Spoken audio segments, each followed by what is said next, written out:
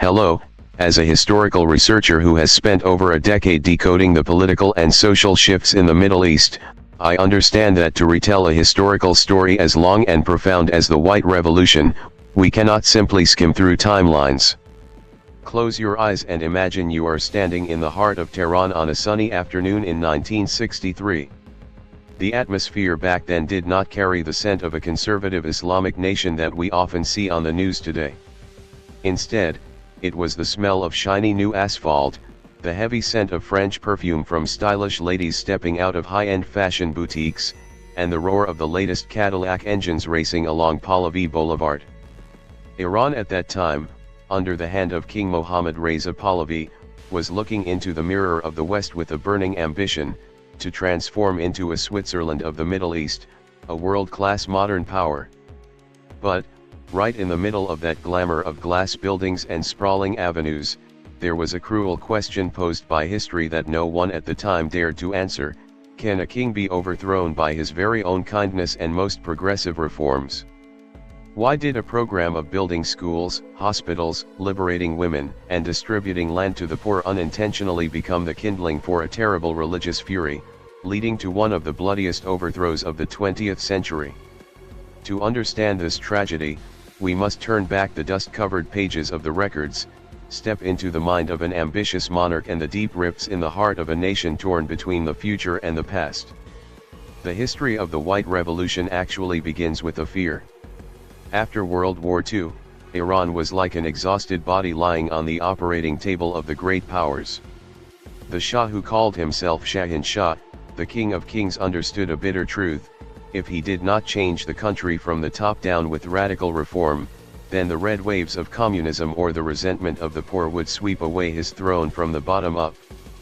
He needed a revolution, but it had to be a white revolution, meaning bloodless, a revolution led by the royalty rather than by angry crowds on the streets. On January 26, 1963, the king proposed a bold 6-point plan, later expanded to 19 points, touching every corner of Persian social life. Its centerpiece was land reform, a direct blow to the long-standing feudal system. The king wanted to seize land from the hands of the 1,000 families of landlords to divide among 2.5 million peasant families living in a state of servitude. He wanted to eradicate illiteracy by deploying a literacy corps consisting of educated youth to the remotest villages.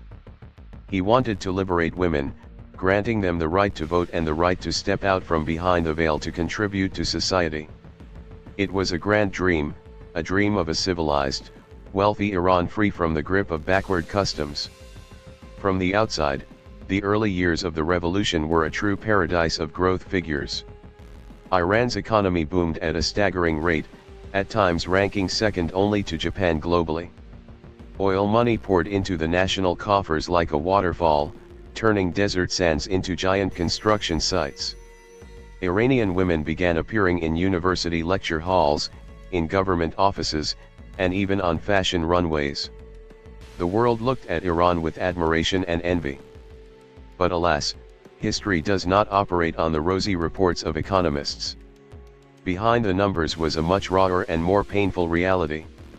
When the king shattered the feudal system, he simultaneously broke a social structure that had been stable for thousands of years. The peasants were given land but had no capital, no seeds, and no modern farming techniques. Small, fragmented plots of land were not enough for them to support their families in an economy experiencing skyrocketing inflation. As a result, millions of liberated peasants fell into crushing debt, forced to leave their homelands to flock to Tehran and other major cities. There, they did not find the promised paradise, but only dark slums, where they watched the luxury of the westernized elite with eyes full of resentment and alienation. At the same time, another rift, deeper and more dangerous, was smoldering in the spiritual life of Iranians. The king, in his intoxication with modernization, committed a fatal mistake: he trampled on faith. By nationalizing the lands of the mosques, Waqf land, the main source of income for maintaining charitable and religious educational activities, he pushed the clerical class, ulama, against the wall.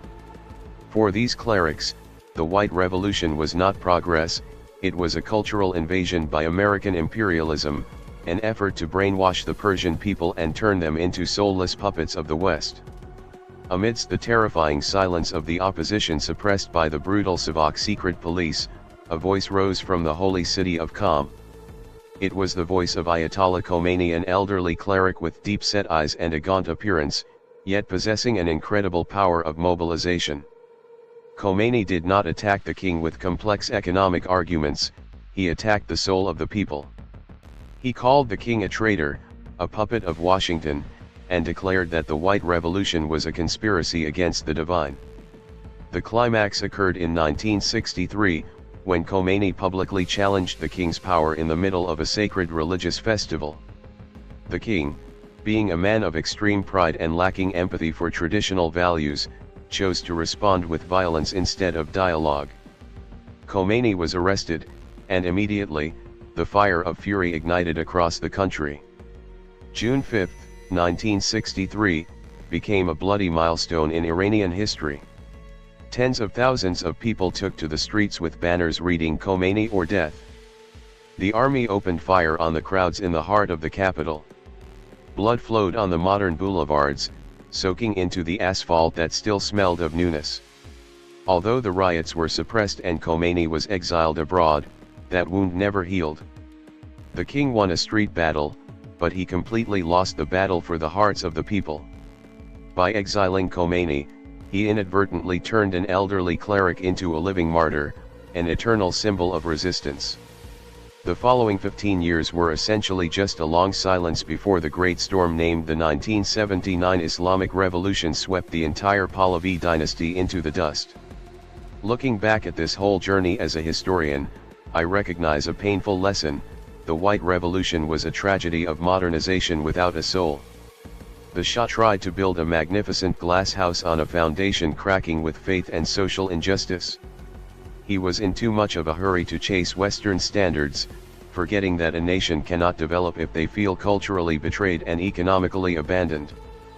Progress without consensus, development without humanity, will ultimately only create an illusion of prosperity before collapsing completely. The king won in changing the appearance of the country, but he lost in keeping its soul. The lesson from the White Revolution remains valid to this day, that every innovation, if not rooted in understanding and respect for national identity, can become a poison that destroys its own creator. And ladies and gentlemen, the story of Iran is not just the story of a single nation, but a mirror for all reform efforts in this world. What do you think about the Shah's choice? Was he a leader ahead of his time who was misunderstood, or a tyrant detached from reality? Leave your thoughts in the comments section, and don't forget to like and subscribe so we can continue our journey to decode the greatest mysteries of human history.